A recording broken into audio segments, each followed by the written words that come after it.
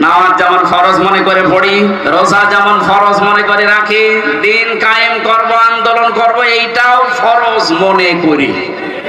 আল্লাহ আমাদেরকে ওইরকম ঈমান তুমি ইব্রাহিম নবীর মতো দান করো। সমাজের বাধা পেয়েছিলেন, রাষ্ট্রের বাধা পেয়েছিলেন, বনবাসে পর্যন্ত গিয়েছিলেন।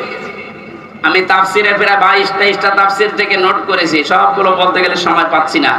হিজরতের পরীক্ষা দিয়েছিলেন, জবাই করেছিলেন সন্তানকে, প্রত্যেকটার শেষে কোরআনের আয়াত সেট করেছি। এরপরে কাবা নির্মাণ করে পরীক্ষা দিয়েছিলেন আল্লাহকে।